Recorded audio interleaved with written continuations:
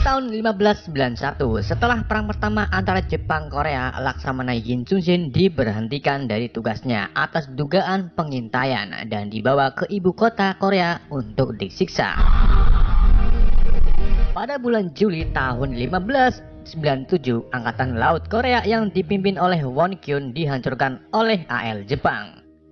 Kini tentara Jepang berusaha menjajah wilayah pesisir Korea serta ibu kota dan menuju utara dengan kegejamannya. Saat itu juga Yin Chun-shin akhirnya dibebaskan tanpa gelar militer, namun ia yang berjiwa barbar berniat untuk berjuang melawan tentara Jepang. Yin Chun-shin merekrut tentara dan senjata untuk berperang. Ia juga berhasil memperoleh 12 kapal yang selamat dari perang di daerah Chilchon. Setelah itu Yin Chun-shin menetap di bagian barat Laut Selatan di Pelabuhan Byupa, Jindu, Korea. Pelabuhan tersebut berjarak 100 mil dari Pelabuhan Unran, di mana para tentara Jepang yang memiliki 300 kapal perang sudah menjadikan Unran sebagai markasnya. Di Pelabuhan Byupa, Yin Chun-shin dan para rekrutannya mengadakan rapat untuk mengatur strategi melawan Jepang. Namun salah satu kapten bernama Beosul meminta Yin Chun-shin untuk bergabung dengan tentara komando lainnya karena hal ini perintah sang raja. Tentara rekrutan Yin Chun-shin juga mulai berkurang karena takut melawan Jepang hanya dengan 12 kapal. Di sini Yin Chun-shin tak mengatakan apa-apa, membuat Beosul marah dan memaki-maki Yin Chun-shin. Saat itu juga terjadi perdebatan karena pembela Yin Chun-shin memarahi Beosul. Karena bising, Yin Chun-shin akhirnya membubarkan rapat dengan perasaan sedih karena rekrutannya mulai gelisah menghadapi Jepang.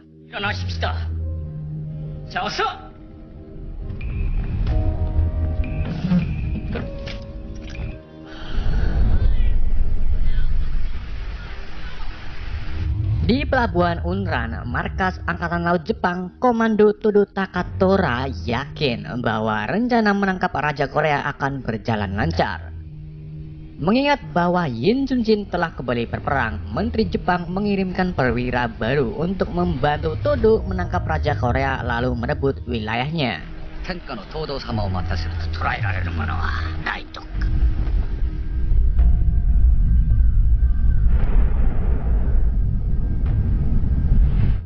Di sisi lain, salah satu laksamana tentara kiri Jepang yaitu Wakizaka sedang mengomandoi pembantaian tentara Korea yang berhasil ditangkapnya.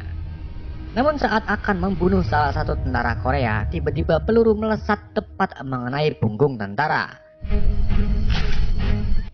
Dan ternyata itu ulah dari penembak jitu tangan kanan Kuroshima. Kuroshima ini perwira baru yang dikirim oleh Menteri Jepang untuk membantu Todo Takatora. Di sini Wakizaka pertama kalinya bertemu Kuroshima yang datang dengan perintah menteri untuk mengomandoi peperangan yang akan mereka jalankan.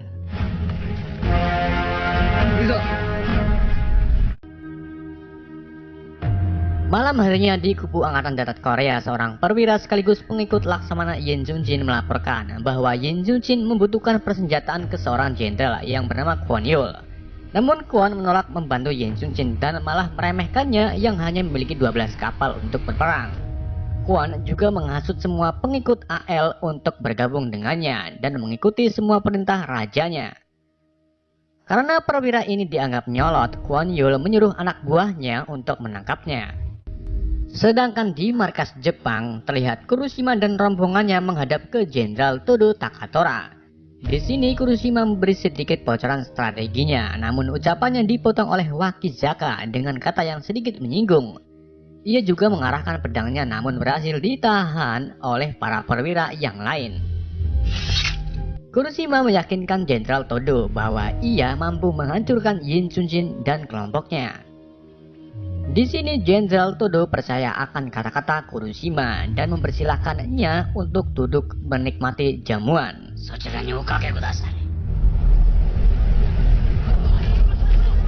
Pagi harinya sebuah kapal tersandar di dekat markas Yin Chun-shin. Malam harinya Wakizaka menemui Kuroshima yang menjadi dalang pengiriman kepala-kepala tahanan Korea ke Laksamana Yin Chun-shin. Wakizaka menganggap bahwa apa yang dilakukan Kurushima bisa menimbulkan kemarahan Laksamana Yin Junjin. Mereka pun terlibat adu bacot dan kembali mengungkit kekalahan Wakizaka di masa lalu oleh Yin Junjin. Wakizaka tidak bisa mengontrol emosinya dan mencoba menyerang Kurushima, namun ia ditahan oleh anak buah Kurushima. Karena muak, akhirnya Kurushima turun tangan dan berhasil memojokkan Wakizaka dengan pedangnya, lalu memberi peringatan bahwa ia mampu melakukan peperangan ini.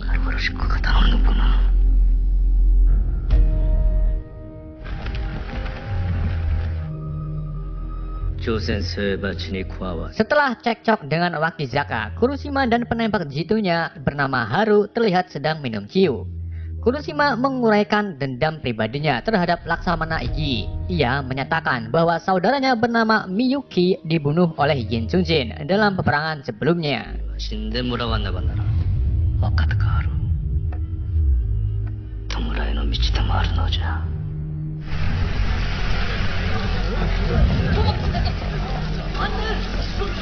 Di pelabuhan Byukba, satu perwira yang berhasil kabur dari tahanan Jepang kembali menghadap Yin Junjin dan menyatakan bahwa kawanannya telah dibunuh secara sadis. Ia sangat ketakutan, bahagia sampai menangis. Setelah perwira tersebut selesai berbicara, Yin Junjin langsung mengambil pedang lalu. Yin Junjin sangat marah karena pasukannya punya rasa takut kepada penjajah. Ia juga mengatakan dengan nada tinggi bahwa peraturan militer haruslah tegas.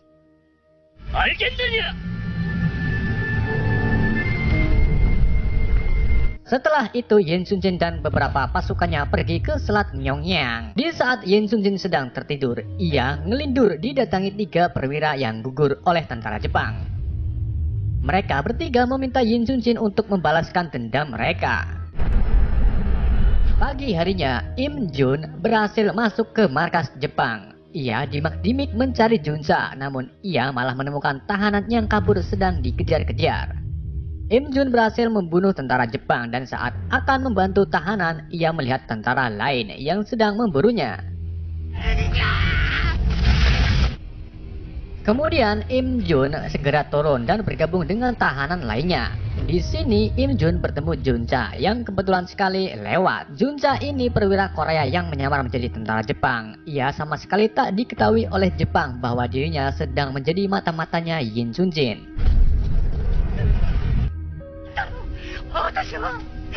Sementara satu tahanan yang ketakutan berhasil diselamatkan oleh Sobung, putra dari teman persejuangan Yin Junjin.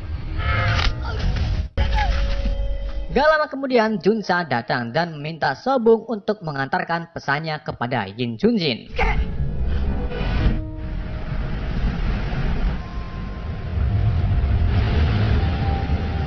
Di sisi lain, Yin Junjin terlihat sedang berada di Bukit Selat Myeongyang untuk mendapat jawaban atas apa yang terjadi.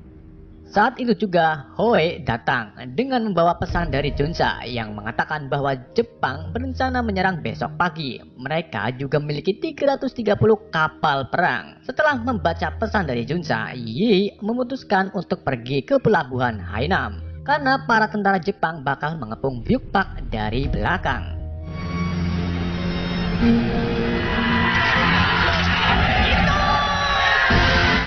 Malam harinya, para tentara Jepang mulai menyiapkan seluruh senjata dan pasukannya untuk berperang besok pagi. Dan mereka juga sudah menyiapkan satu kapal yang berisi tahanan dan bubuk musuh, yang merupakan salah satu strategi mereka.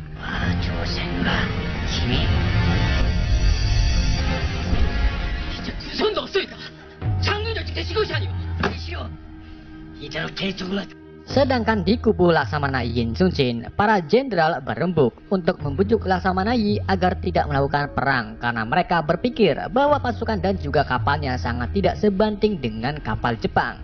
Ketika semua rakyat sudah berkumpul, tiba-tiba Yin Junjin menyuruh prajurit setianya menyiramkan solar ke rumah rakyat dan tentaranya, lalu dibakar. Hal tersebut membuat semua tentara dan rakyat pengikutnya sedih karena tak ada lagi tempat berlindung. Di sini Yin Junjin memberi amanat bahwasanya ketika kita semua mencoba kabur dari peperangan, belum tentu kita bisa selamat. Dan lebih baik mati di tengah peperangan daripada mati mengalah di tanah sendiri, kata Laksamana Yin Chunjin. Setelah membakar pangkalannya, mereka semua pergi ke pelabuhan Hainam. Di sini putra Jenderal Bai yang membawa pesan Junca menggantikan Im Jun menghadap ke Laksamana Yin Chunjin, di mana Yin Chunjin ini memberikan pakaian tentara milik Jenderal Bai kepada Sobung.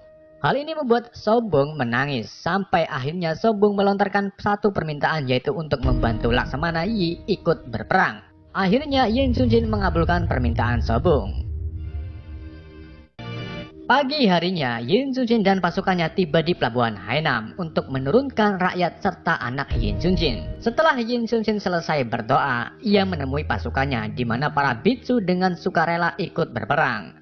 Junca akhirnya telah kembali dari tugasnya. Ia ikut Yin Chunjin untuk berperang juga. Kemudian mereka berangkat berperang hanya menggunakan 12 kapal. Sesampainya di Selat Myeongyang, komando kedua dari Laksamana membentuk formasi satu baris. Setelah itu, para prajurit menyiapkan meriam. Saat itu juga suasananya menjadi hening. Kemudian muncul ratusan kapal pemerang milik tentara Jepang dari kabut tebal.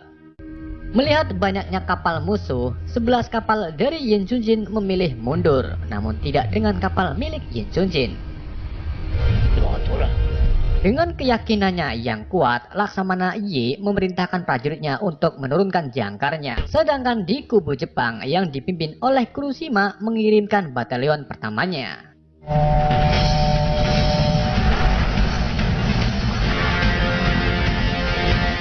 Yin Chunjin memberi aba-aba untuk memutar kapal dan menyiapkan meriamnya untuk mengarahkan ke baris depan.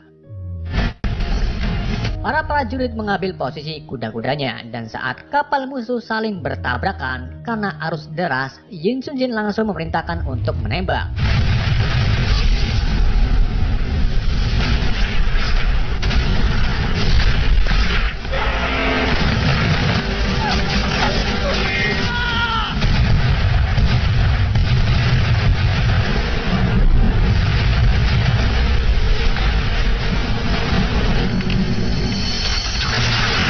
Tembakan tersebut berhasil membuat batalion pertama musuh kacau balau sebelum menyentuh kapal Yin Chunjin.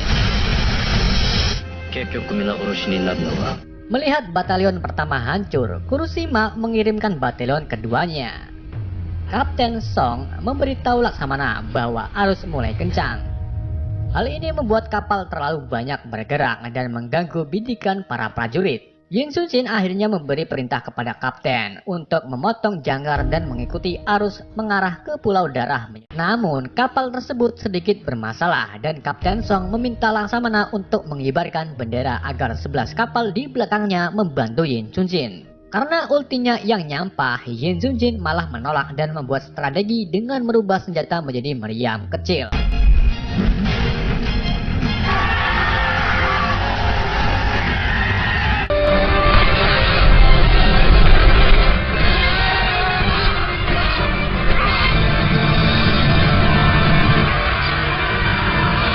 Tiba-tiba salah satu prajurit Laksamana Yi putus asa lalu memasukkan api ke dalam tong bahan bakar yang mengakibatkan ledakan cukup besar. Yin Chunjin pun terlihat terluka dalam ledakan tersebut, namun ia mampu bangkit kembali dan menyuruh salah satu kapten untuk membawa sisa meriam ke geledak kapal. Beberapa prajurit mulai menyusun meriam untuk serangan dari bawah. Saat meriam telah siap, Yin Chunjin dengan kencangnya mengatakan semua prajurit agar tiarap, dan tembakan pun terjadi.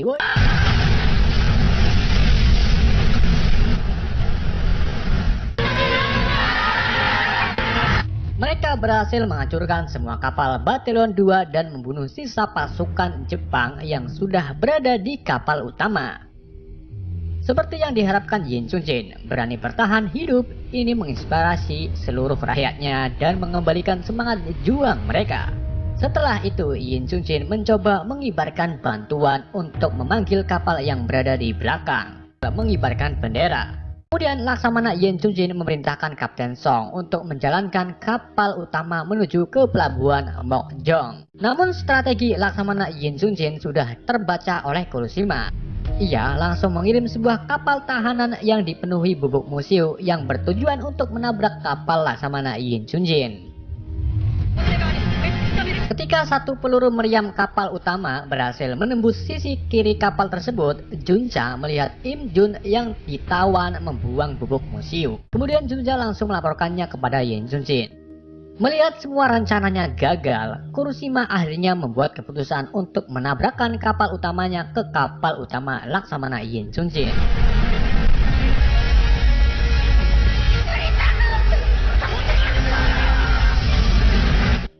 Di saat itu juga pusaran air besar muncul sebelum kapal Kuroshima menyentuh kapal utama Laksamana Yi. Semua kapal pun terombang-ambing di tengah pusaran tersebut, termasuk kapal Yin Chunjin. Saat kedua kapal utama menempel, pasukan Kuroshima dan Yin Chunjin langsung war. Di dalam pertarungan, kapal pasukan Yin Chunjin yang tersisa di belakang mulai muncul dan membantu Yin Chunjin. Hal ini membuat Kuroshima terpojok dan mencoba untuk menghampiri Laksamana Yin Chunjin. Seorang kapten mencoba menghalanginya dengan satu tusukan pedang. Namun itu tak berarti di badan Kuroshima. Saat sudah sangat dekat dengan Yin Chunjin, Kuroshima kembali mendapat hadiah beberapa anak panah yang tertusuk di badannya. Kuroshima menggunakan skill satunya untuk menebas Yin Chunjin. Namun Yin Chunjin lebih dulu menggunakan skill duanya, membuat kepala Kuroshima terpotong. Setelah mengalahkan Kuroshima, kapal utama Yin Chunjin mulai tersedot ke dalam pusaran. Mereka pun sudah pasrah, namun tiba-tiba tali jangkar melayang dan menahan kapal utama. Ternyata itu adalah rakyat yang berada di tebing untuk menolong Yin Chunjin. Dengan seluruh kekuatannya, akhirnya mereka berhasil menyelamatkan kapal utama keluar dari pusaran tersebut.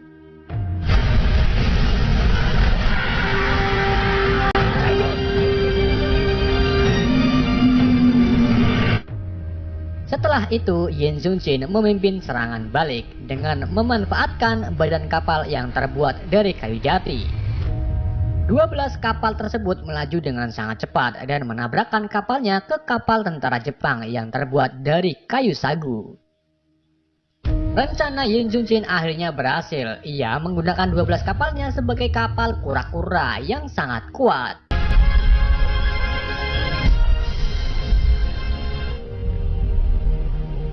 Hal tersebut membuat kapal-kapal Jepang hancur dan berhasil memaksa mereka mundur dengan meninggalkan kemenangan di pihak Korea. Yin Chunjin kembali dengan kemenangannya dan juga membuktikan kepada semua rakyatnya bahwa keberanian akan menular.